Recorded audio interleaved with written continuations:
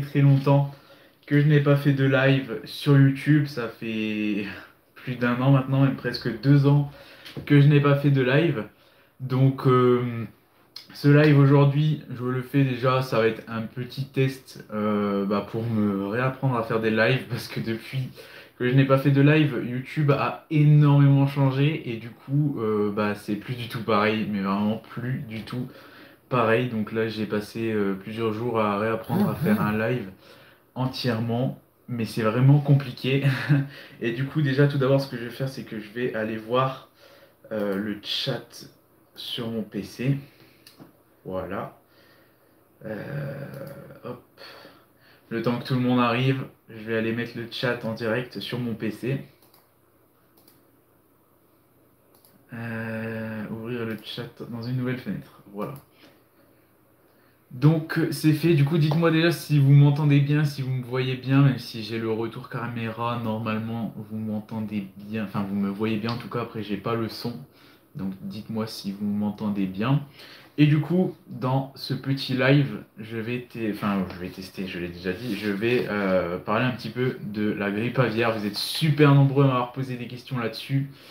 Comment ça se passe avec la grippe aviaire, tout ce qu'il faut faire, etc.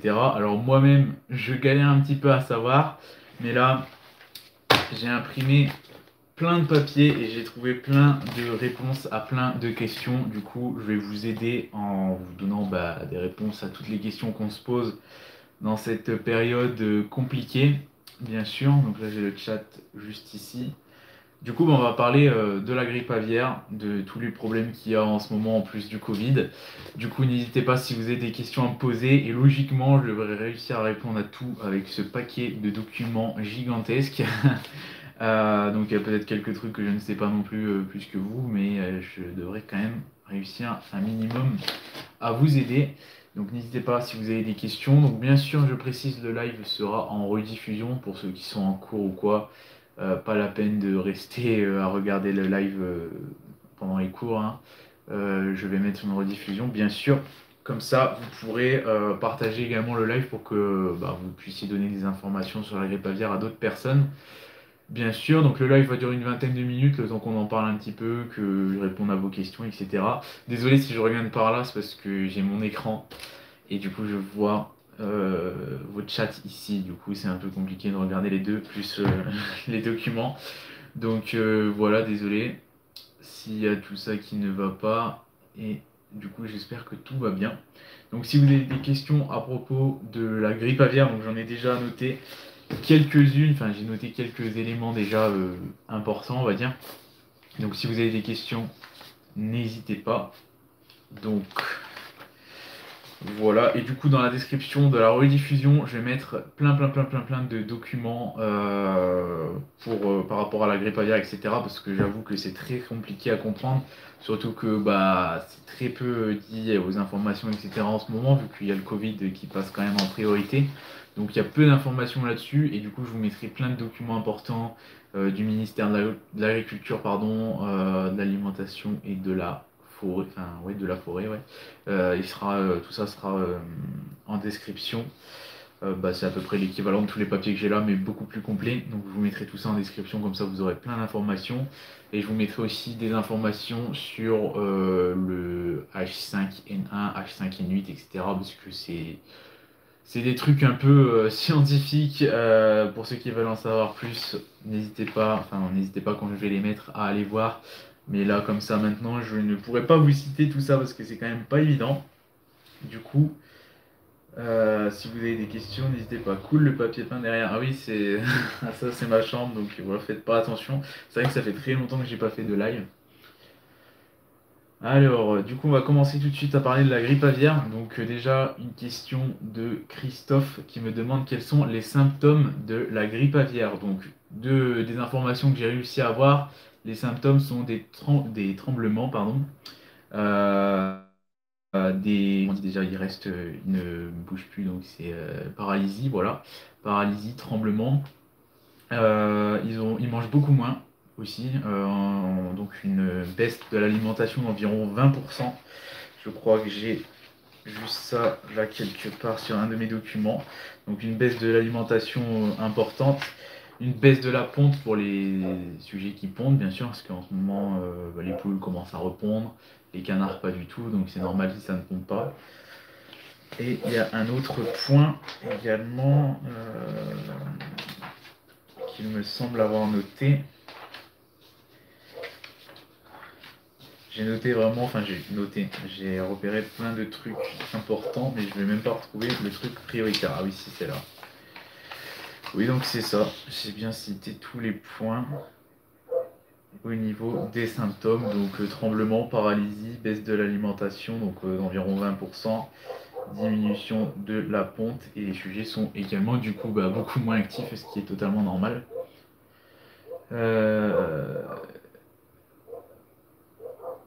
Je suis nul en grippe aviaire, désolé, mais est-ce que les poules peuvent choper la grippe aviaire? Donc oui, bien sûr, les poules peuvent choper la grippe aviaire. Et t'inquiète pas, on est tous aussi nuls les uns que les autres à propos de la grippe aviaire. C'est totalement normal. Voili voilou. Donc je vais juste tester un truc rapidement. Si je fais ça ici, donc désolé si ça bouge un peu. Voilà. Désolé parce que j'ai du mal à gérer les lives encore. Du coup, si vous avez d'autres questions, n'hésitez pas. Donc tout d'abord, je vais vous parler au niveau des protections pour vos animaux. Donc qu'est-ce qu'il faut faire pour protéger ces animaux, donc vos élevages, etc. Donc les mettre bien sûr en bâtiment, sous filet, etc. pour les protéger au maximum. Bon, il faut savoir que sous filet, c'est pas forcément très utile, mais sous bâtiment, c'est très utile. Donc n'hésitez pas à les mettre si vous avez la possibilité sous bâtiment ou bien sous filet, c'est déjà mieux. Donc à quoi ça sert? Tout simplement, les filets vont protéger pour éviter que les animaux sauvages, donc les migrateurs, etc., se posent avec les vôtres, pour éviter que, vu que les migrateurs sont porteurs parfois du coup de la grippe aviaire, donc c'est eux qui la ramènent, pour éviter qu'ils se posent dans leur parc et contaminer tout simplement. Mais le problème avec les filets, c'est que la fiente des oiseaux migrateurs qui passent au-dessus peut tomber dans les parcs et ça revient donc au même. Donc le mieux c'est sous bâtiment, donc en quarantaine en quelque sorte, hein, bien les protéger. Bien nettoyer bien sûr les bâtiments régulièrement, sortir le fumier et le fumier le laisser chez soi, donc pas aller le mettre dans les champs, etc. Parce que s'il y a des migrateurs qui se posent sur le fumier, c'est voilà, c'est un truc, c'est tout bête, mais ça peut aller très loin comme ça.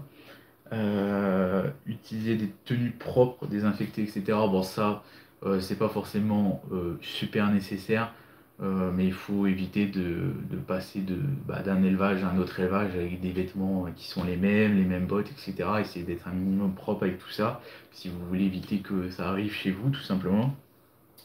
Interdire l'accès à toute personne extérieure à l'exploitation en cas d'absolue nécessité, exiger le respect des mêmes règles. Donc oui, et interdire, en gros, de toute façon, en ce moment, c'est un peu évident avec le Covid, interdire tout accès à l'élevage d'autres personnes, parce que des fois, il y a des personnes qui font un élevage, un autre élevage, un autre élevage, ainsi de suite, et ça peut transmettre par les bottes, la fiente, etc., le Covid, la grippe aviaire.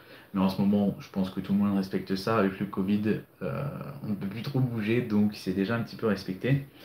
Et interdit de la circulation de tout véhicule extérieur ou l'introduction de matériel. Donc oui, voilà, donc interdiction de changer de matériel d'un élevage à l'autre aussi, car ça peut être dessus, mais il y a d'autres points aussi très importants. Donc en ce moment, c'est totalement interdit de transporter les animaux partout en France pour éviter d'un élevage à l'autre. C'est un point très important. Si on transmet des animaux qui ont la grippe aviaire à d'autres animaux qui ne l'ont pas, ça se termine pas tout simplement. On est loin d'avoir fini tout simplement.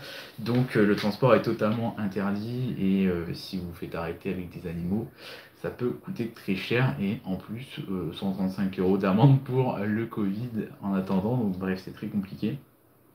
Donc là, sur le site du ministère de l'Agriculture et de l'Alimentation, il y a pas mal d'informations, donc je vais les mettre en description. Également pour les élevages professionnels, mais bon, je pense que les élevages professionnels n'ont pas besoin de regarder cette vidéo pour savoir ce qu'ils doivent faire.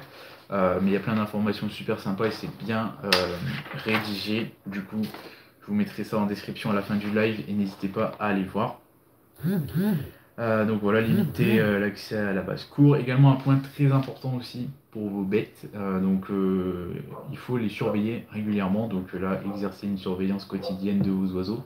Donc à quoi ça sert? Ça sert tout simplement à par exemple, regarder s'ils ont des symptômes, c'est tout bête, mais voilà, s'ils ont des symptômes, donc tremblement, du coup, comme on a dit tout à l'heure, paralysie, diminution de la ponte, etc., bah là, c'est obligé que ça devient inquiétant. Et donc, dans ce cas-là, qu'est-ce qu'il faut faire? Donc, il faut attendre un petit peu. Si vous avez des pertes d'animaux, etc., qui augmentent d'environ 3%, il faut se rendre chez un vétérinaire avec des cadavres.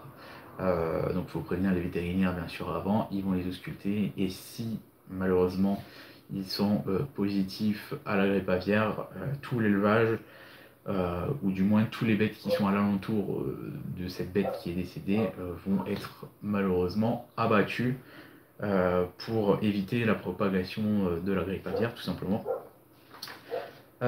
Protégez votre stock d'alimentation des oiseaux sauvages ainsi que l'accès à l'approvisionnement et à l'alimentation à l'eau et boissons. Protégez l'alimentation, donc pas la mettre à l'extérieur, ce qui est un peu logique dans vos stocks.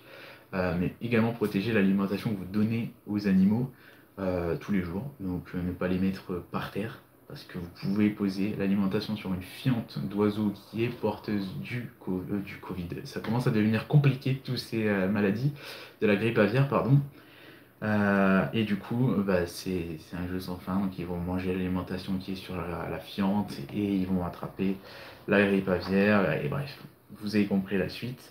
Donc il faut faire attention à ça. Également attention au stock de paille, de litière, quoi que ce soit, ne pas les laisser dehors pour éviter qu'il y ait des fientes, etc. dessus aussi. Donc tout bien protéger, l'alimentation, l'eau également. Donc à part les étangs, ne vous amusez pas à recouvrir vos étangs, ce qui est logique, mais protéger quand même les abreuvoirs, etc.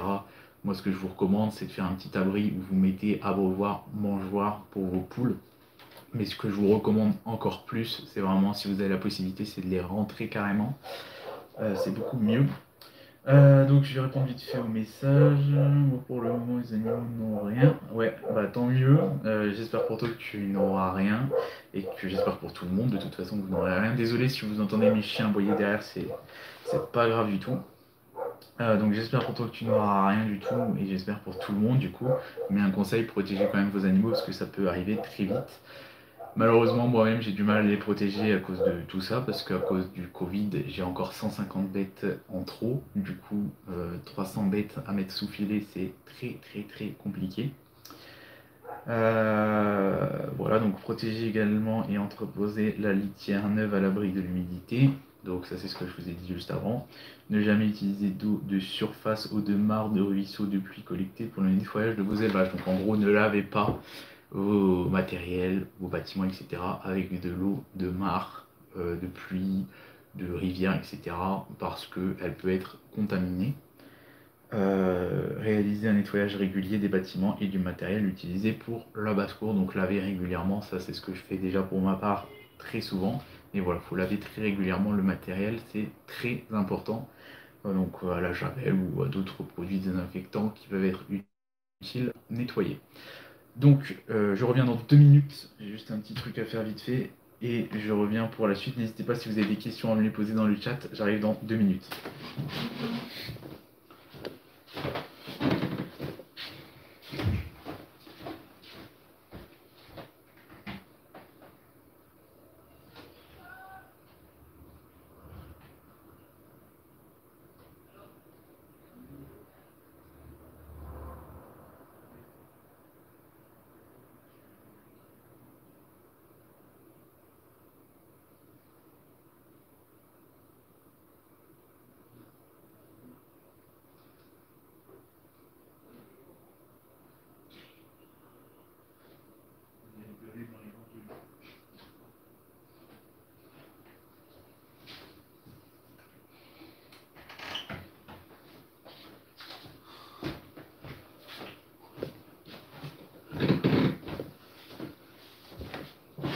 Hop et là, donc me revoilà, désolé pour cette petite interruption.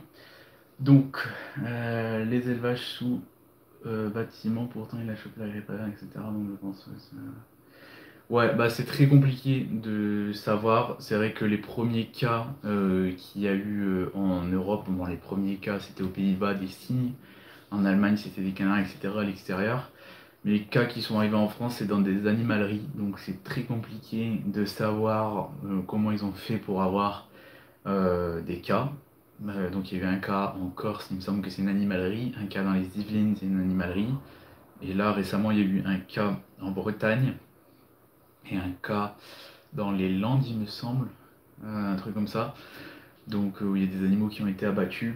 Donc faut faire attention quand même, mais c'est vrai que c'est bizarre dans les animaleries. Après, est-ce qu'ils n'ont pas fait des échanges d'animaux avant? On n'en sait rien, on peut pas savoir. Mais par précaution, il vaut mieux quand même faire attention à tout ça parce que ça peut être très dangereux et je me mets tout simplement à ma propre place, m'imagine, je me dis si jamais mes bêtes se font tous abattre comme ça, je m'en remettrai jamais et je pense que pour beaucoup c'est pareil. Donc il faut faire un minimum attention et moi je vous l'avoue que moi-même je ne respecte pas tout. J'ai beaucoup trop de bêtes, j'en ai 300, ce qui fait un peu beaucoup. Malheureusement à cette période-là je suis censé en avoir moins. Mais là c'est très compliqué avec le Covid etc. Donc je ne peux pas tout respecter mais je fais au mieux. Moi j'ai une petite astuce, si on peut pas mettre de filet, tout couvrir, etc. Ce que je fais, en plus moi je suis dans une zone vraiment migratoire à fond. Donc pour éviter que les bêtes se posent, comme c'est une habitude chez moi avec les oiseaux sauvages que j'ai, je mets des épouvantails, je réduis les parcs. Comme ça évite que les oiseaux se posent tout simplement. Ils ont déjà moins de place pour se poser et ils ont les épouvantails qui les effraient. Voilà, donc c'est tout bête. Mais ça marche très bien et ils ont moins de place donc c'est beaucoup mieux. Donc ensuite, si vous avez d'autres questions, n'hésitez pas. Je vais lire tout ça. Est-ce que le live va compter pour la vidéo du calendrier de l'Avent ou il y a une autre vidéo aujourd'hui? Non, ça va sortir comme vidéo du calendrier de l'Avent. Parce que là, je fais en live, c'est plus simple à expliquer, ça évite le montage. Et je ferai une petite miniature du coup après. Donc ça sortira comme une vidéo, les gens pourront la regarder quand ils veulent. Transport interdit. Ouais, bah c'est sûr, il y a des gens qui ne respectent clairement rien du tout, mais bon, c'est pas évident. Donc la va être obligé. On rentre. J'ai pas compris le message. Désolé, j'ai pas compris le message. Il y a rien qu'on.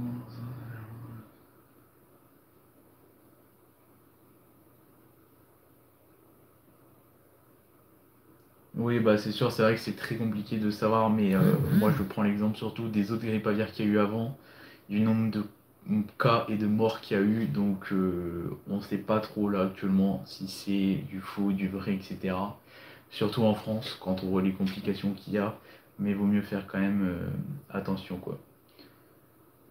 Et c'est vrai qu'il y en a beaucoup qui ne respectent clairement rien, mais le jour où ils seront chopés, bah, c'est tout simplement leur problème, j'ai envie de dire. Euh, voilà, en attendant, personnellement, moi j'ai pas envie de me faire tuer tout mon élevage et je pense que beaucoup sont dans le même cas que moi. Du coup, je vais répondre encore aux questions que j'avais notées là. Euh, Quels sont les délais pour lever les zones de protection? Donc, les zones de protection ont été mises en place dans un rayon de 3 km. Donc en gros, quand il y a un cas, il y a une zone de protection dans un rayon de 3 km autour du foyer identifié. Et il peut être levé au bout de 21 jours. Donc c'est juste un truc de surveillance en cas où il y a un cas. Donc pour les gens qui sont proches d'un cas en France. Mais pour l'instant, il n'y en a pas. Voilà, quelles sont les mesures à prendre lors d'une ça c'est pas du tout important. Hop, donc si vous avez d'autres questions, n'hésitez pas. Du foin pour la litière, c'est bon. Du foin pour la litière, ça peut le faire. Personnellement, je préfère la paille pour plusieurs raisons, mais je parlerai de ça dans une prochaine vidéo parce que c'est pas le sujet et j'ai évité de m'attarder trop parce que sinon ça va être très long. Que...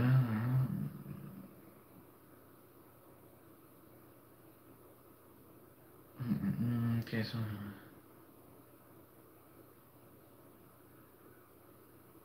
Donc là, quelles sont les mesures à prendre dans votre exploitation ou votre basse-cour en cas de suspicion d'un foyer? Donc c'est justement ce que je disais tout à l'heure.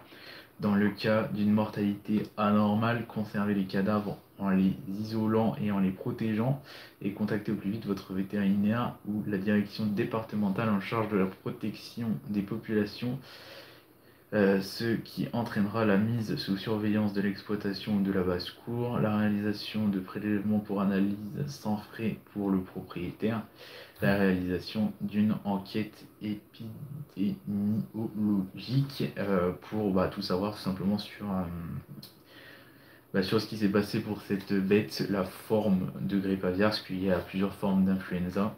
H5N1, H5N8, H5N5, hautement pathogène, tout des bazars comme ça. Donc ça, tout ça sera dans la description à la fin.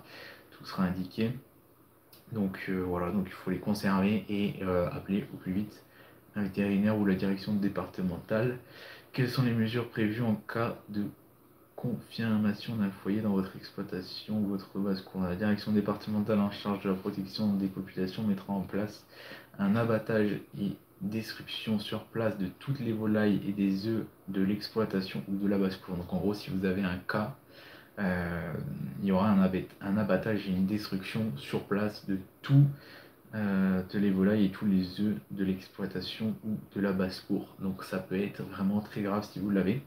Un nettoyage et une désinfection de l'exploitation ou de la basse-cour suivi d'un vide sanitaire de 21 jours. Donc en plus de ça, ce sera vide pendant 21 jours et totalement nettoyé.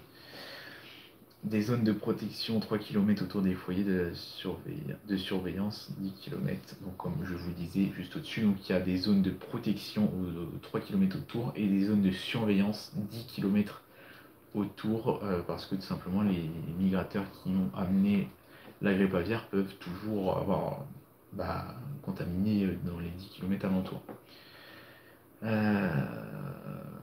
Voilà, bon, après, il y a des trucs financiers, etc. pour les professionnels. Tout ça sera en description, c'est moins important. Je trouve que les eaux et les gamins, c'est dur à enfermer les affilés car ils sont dans deux grands espaces et les cabanes servent juste à pondre et couver. Bah oui, les canards et les oies, ça aime pas trop être enfermé, surtout en ce moment, même si c'est pas dans des bâtiments avec la boue, etc. Réduire les parcs, c'est compliqué, c'est ce qui m'arrive justement. Moi, j'ai pas de bâtiment, donc ils sont forcément sous-fielés. Mais c'est très compliqué parce qu'il y a la boue, etc. Donc c'est vraiment un enfer. Et limite, parfois, il y a plus de risques d'atteinte de maladie à cause de la boue qu'avec la grippe aviaire. Donc c'est très compliqué. Donc je comprends tout le monde que ce soit très très compliqué. C'est pour ça que même aujourd'hui, voilà, je fais le live parce que beaucoup de gens m'ont demandé des questions et tout ça là-dessus. C'est super demandé. C'est pour ça que je fais le live pour répondre aussi à vos questions grâce à ce que j'ai trouvé. Mais c'est vrai que c'est très compliqué pour moi-même et pour beaucoup de monde. Et oui, les oies et les canards détestent être enfermés, donc c'est très très dur. Surtout que ça demande beaucoup de place en temps normal, donc c'est vraiment une galère. Ça n'a pas de rapport, mais je m'étais demandé, j'ai 8 poules, 3 poules pondeuses qui s'amusent à arracher les plumes. 8 poules, donc 3 poules pondeuses, il faut tout simplement les séparer, c'est ce qu'on appelle du piquage. C'est quelque chose de pas toujours facile chez les poules. Je ferai peut-être une vidéo là-dessus aussi. Mais voilà, faut mieux les séparer. Et si tu veux les laisser ensemble par la suite, les séparer, mais en faisant en sorte qu'ils se voient toujours. Ça peut arranger les choses. Moi, j'ai la chance, je n'ai pas d'immigration chez moi. Bah oui, t'as de la chance. Bon, il y a deux grandes pistes migratoires en France. Donc une qui démarre du nord et qui longe toutes les côtes, les littoraux de l'océan Atlantique. En fait, il y a, comment dire, il y a une autre piste migratoire un peu qui démarre du Grand Est, on va dire, et qui descend jusque le sud vers Marseille, un truc comme ça, il me semble. Voilà, désolé, il y a eu un bug, donc j'espère que ça va remarcher. Dites-moi si ça refonctionne. Connexion réussie, normalement c'est bon. Voilà, donc de toute façon je vais plus trop m'attarder là-dessus parce que déjà ça va faire une demi-heure et s'il y a d'autres gens qui veulent regarder plus tard. Donc si vous avez d'autres questions et des points importants à reparler là-dessus, que je puisse en parler un petit peu. Bonjour, a-t-il des régions plus à risque que d'autres? Je parle des couloirs migratoires. Oui, donc il y a deux zones du coup, du nord de la France en longeant l'Atlantique et du Grand Est, juste Marseille, donc on va dire toutes les régions Déjà le nord, c'est un des pires. Donc nord, Nord-Pas-de-Calais, Picardie, Normandie. Quand on descend encore plus bas, tout ce qui est Pays de Loire, enfin, anciennement Pays de Loire, tous les trucs comme ça, là, il y a beaucoup, beaucoup de risques parce qu'il y a beaucoup de migration, également un petit peu la Bretagne. Et après, il y a eu des cas dans les Yvelines aussi, dans la Corse, donc un peu tout le monde est un peu touché, mais les deux couloirs migratoires, on va dire, sont les plus importants. Je ne me souviens pas de tous les départements qui étaient en rouge au début. Maintenant, toute la France est en zone rouge, justement. Donc, en fait, il y a trois zones. Il y a zone modérée, enfin, il y a zone faible, zone modérée et zone élevée. Donc là, actuellement, toute la France est en zone élevée. Donc, pour vous dire un peu à quel point c'est compliqué. Donc là, j'ai un point là-dessus, justement. Est-ce que c'est... Donc ouais, il y a différentes intensités, on va dire, de grippe aviaire. Donc il y a la faible, où il n'y a pas grand-chose. Il y a la moyenne, où ça commence à être élevé. Et il y a la, comment dire, la élevée, qui est la pire. Donc ça veut dire qu'il y a beaucoup de risques de cas. Donc là, il faut savoir qu'on arrive quand même vers la fin de la migration. La fin de la migration, c'est le 15 janvier, pardon. Donc en général, hein, c'est une date approximative. Du coup, après ça, devrait commencer à se calmer.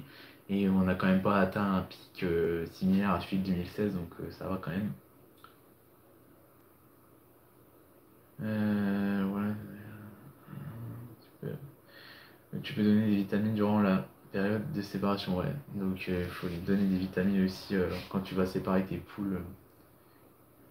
Brahma soit là, pour éviter qu'ils se piquent. Donc je referai une vidéo là-dessus, bien sûr, hein.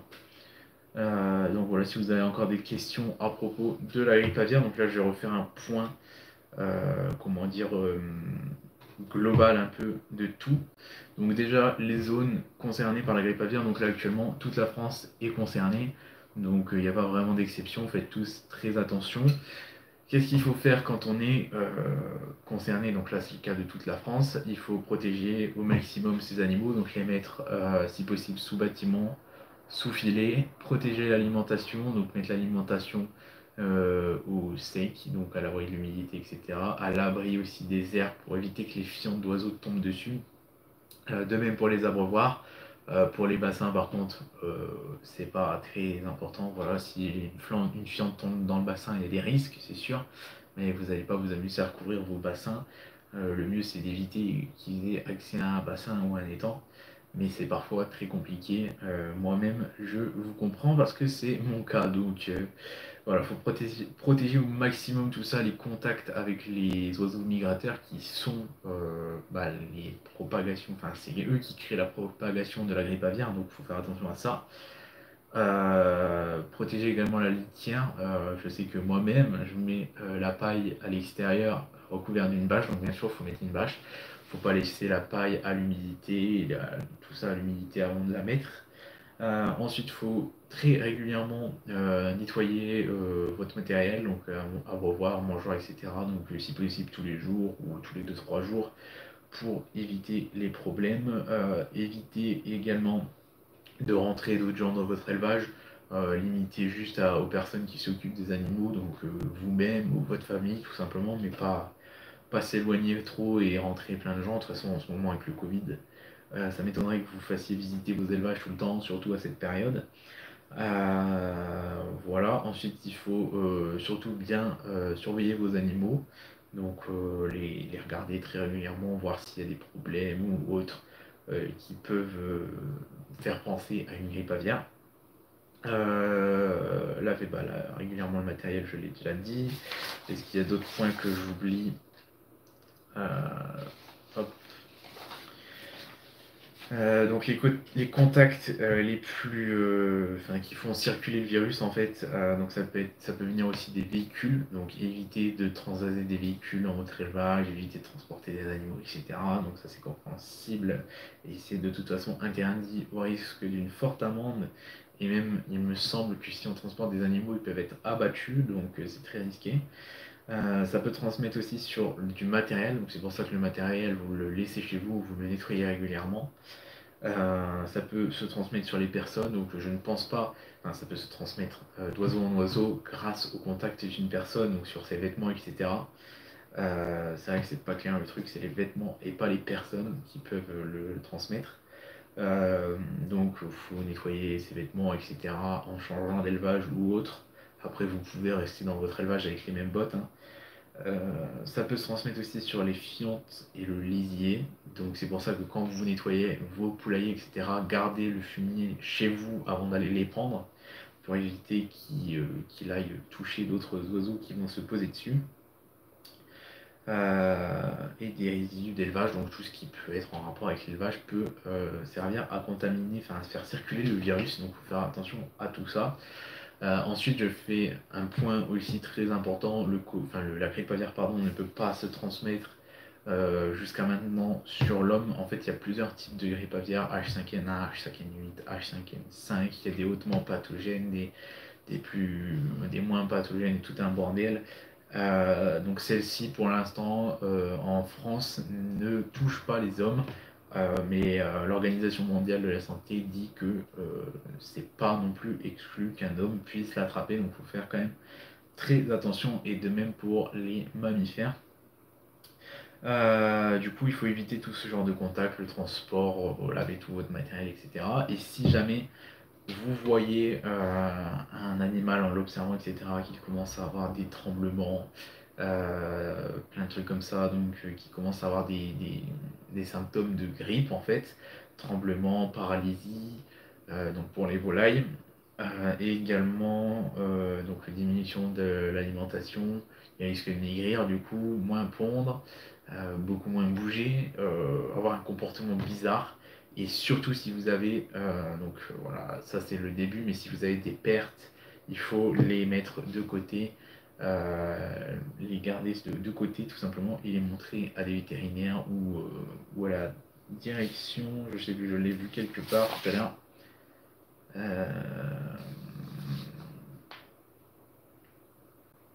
Attendez, je l'ai noté quelque part, il y a un autre endroit où il faut contacter. Bon, en général, le plus simple c'est de contacter les vétérinaires. Ce sera plus rapide pour vous. Décidément, j'ai tellement de papier. Ah voilà, c'est là. La direction départementale en charge de la protection des populations. Donc ceux-là, vous pouvez également les contacter en cas de cas. Donc il faut bien garder les cadavres et les montrer. Et là, ils seront analysés. Et si jamais, malheureusement, vous avez la grippe aviaire, l'élevage sera malheureusement abattu. Et il y aura un nettoyage complet, une désinfection et un vide sanitaire pendant 21 jours, une zone de protection sur 3 km autour du foyer et une zone de surveillance autour de 10 km autour du foyer pour surveiller les nouveaux cas potentiels. Voilà. Du coup, je pense qu'avoir fait le tour des éléments les plus importants, donc voilà, faites surtout très attention à ça. Donc, il faut savoir que là, celle-ci est quand même moins grave de grippe aviaire que celle qu'on a connue dans les années précédentes. Mais malheureusement, ça a permis l'annulation, enfin, ça a causé l'annulation de beaucoup de choses. Du coup, c'est vraiment dommage, donc il faut faire très attention. Heureusement, on est déjà presque mi-décembre et du coup, ça va commencer à se calmer petit à petit. Cette histoire de grippe aviaire et malheureusement le Covid, ça on n'en sait rien, mais cette histoire de grippe aviaire, vu que la migration va se terminer, devrait passer logiquement. Et comme quelqu'un le disait tout à l'heure dans le chat, c'est vrai que c'est bizarre, c'est qu'il y a des gens qui ont réussi à l'avoir malgré les animaux confinés, donc on ne sait pas trop. C'est vrai que cette grippe aviaire, elle paraît un peu bizarre et on a très peu d'informations, étant donné qu'il y a déjà le Covid qui parle beaucoup en ce moment et qui du coup fait que les informations ne viennent pas trop. C'est pour ça que j'ai tout ce paperasse aujourd'hui et du coup je vais vous mettre plein d'informations dans la description de cette vidéo de ce live du coup pour que vous puissiez en savoir plus. Du coup je vais regarder vite fait le chat rapidement. Bon, il n'y a plus grand chose d'important. Voilà, ouais, direction départementale, c'est ça. Voilà. Du coup, on a fait le tour de tous les points importants. Donc, et puis en même temps, je suis content d'avoir fait un live parce que ça faisait longtemps que je n'en avais pas fait. Du coup, je redécouvre un petit peu le monde du streaming sur YouTube. Ça fait bizarre hein, parce que ça a beaucoup changé. Mais je suis content et j'espère que ça vous a plu en tout cas. Si vous avez d'autres questions, n'hésitez pas à me les poser en commentaire sur mes réseaux sociaux, etc. J'y répondrai à propos de la grippe aviaire. Je suis désolé si c'était pas très clair, voilà, je voulais faire quand même quelque chose parce que vous êtes super nombreux à me l'avoir demandé. Mais c'est vrai que c'est compliqué pour tout le monde et bon, moi-même, j'ai du mal un peu à suivre tout ce qui se passe avec la grippe aviaire. Donc s'il y a de nouvelles évolutions, je vous referai justement peut-être un nouveau live. Donc voilà, mais je suis vraiment content d'avoir fait un live pour avoir discuté un peu avec vous de ce sujet. Je trouve que c'était plus simple qu'en vidéo parce que, comme je suis dit en vidéo, les gens ils vont me demander plein de trucs en commentaire que je n'aurais forcément pas répondu dans les vidéos. Donc là c'est bien, j'ai pu répondre à quelques-unes de vos questions, même si vous n'étiez pas super nombreux, vu que je suppose que beaucoup à cette heure-là sont en cours ou au travail, ce qui est normal, mais la rediffusion sera visible et vous pourrez me poser des questions bien sûr en commentaire, etc. par rapport à la grippe aviaire, il n'y a aucun souci et je ferai de mon mieux pour y répondre. Donc du coup, comme je l'ai dit, je vais mettre tout en description, donc plein de liens pour en savoir plus sur la grippe aviaire, pour que ça puisse vous aider pas mal. Et j'espère que ça vous aidera en tout cas. Bon, normalement sur le site de, comment du ministère de l'Agriculture, de l'Alimentation et de la Forêt, il y a vraiment beaucoup de choses qui sont dites dessus, donc ça aide beaucoup. Voilà, donc il y a tout un lien, je vous le mettrai en description à la fin du live. J'espère que ça vous aidera. Il y a un élevage dans les Landes où il y a où il y a la grippe aviaire. Oui, donc il y a un cas en Corse qui est arrivé il y a déjà un moment, donc le premier. Un cas dans les Yvelines. Un cas dans le nord de la France aussi, il me semble, mais on en a beaucoup moins entendu parler. Un cas en Bretagne sur une bernache du Canada, il me semble, qui a été apparemment même très violemment touché par la grippe aviaire, donc un cas hautement pathogène. Il me semble avoir vu H5N5, donc tout ça sera marqué aussi dans la description. Et il y a un cas aussi depuis quelques jours, mais qui vient d'être confirmé aujourd'hui dans les Landes. Voilà, voilà. Bonjour Quentin Coran. Bonjour à tous ceux qui arrivent encore, hein. Voilà, bonjour à tous. Du coup, là le live va se terminer. Comme je vous l'ai dit juste avant, j'espère que ça vous a plu. Tous les liens, tout plein d'informations seront en description. Si vous avez des questions, n'hésitez pas à me les poser en commentaire sur mes réseaux sociaux, etc. J'y répondrai avec plaisir. Merci pour ce live. De rien, Antoine. C'est avec grand plaisir. Tu penses que un oiseau il se bronzait comme il... J'ai pas compris.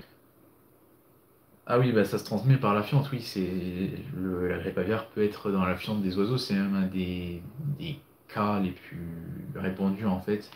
Après le cas de contact entre oiseaux migrateurs, la fiente est très grave. C'est pour ça qu'il faut tout couvrir, donc je te conseille de regarder le live vu que tu viens d'arriver. De rien, c'est avec plaisir. Et du coup, comme je vous l'ai dit, si vous avez des questions, n'hésitez pas. C'est avec grand plaisir que je ferai au mieux d'y répondre parce que c'est pas évident.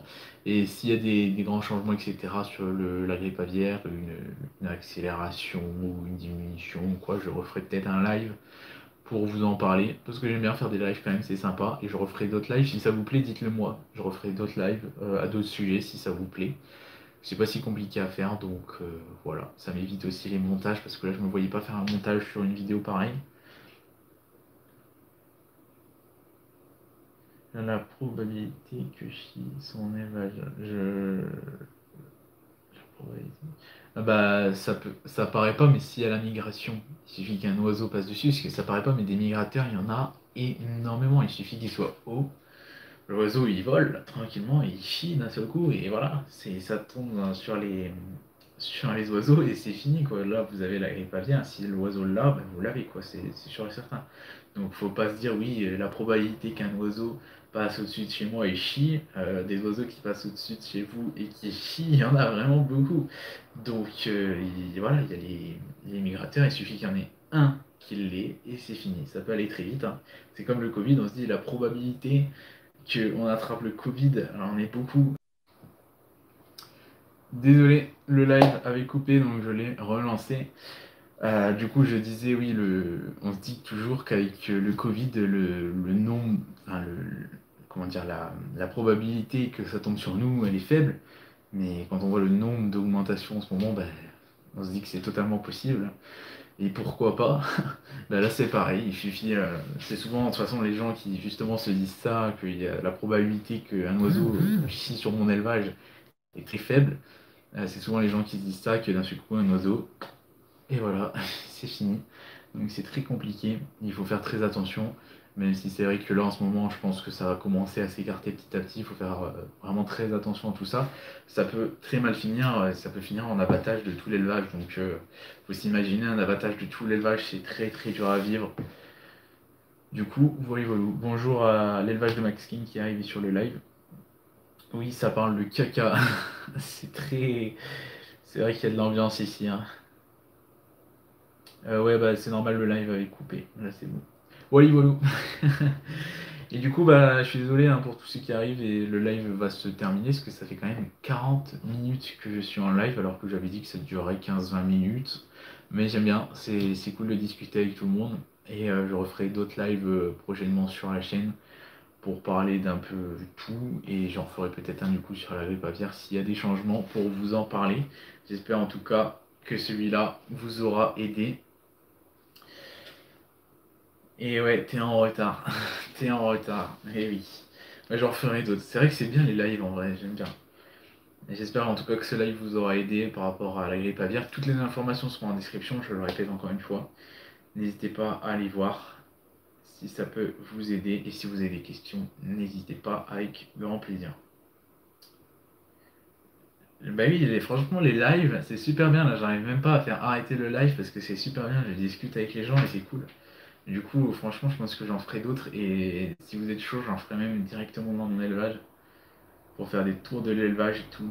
Genre au printemps, quand j'aurai beaucoup de jeunes, tout ça, faire un tour de l'élevage, vu qu'au printemps, faire un tour de l'élevage avec les jeunes, c'est très compliqué. Bah, pourquoi pas le faire en live, tout simplement. Et oui, c'est top. C'est top. Là, je lis les chats et je parle directement, donc c'est vraiment sympa. J'adore le concept. Et ça me manquait de faire des lives, ça faisait longtemps que je le disais, donc là je suis content d'en avoir refait un. Par contre, c'est très compliqué. Il y a l'arrivée du YouTube Studio, maintenant il y a YouTube Streaming et tout, donc c'est la galère. Mais j'ai pris en main et du coup, c'est cool. Voilà, je suis avec mon téléphone du coup qui filme et c'est sympa. Quelle est la vidéo de demain? Bah, ça dépend, parce que j'en ai deux en cours de préparation.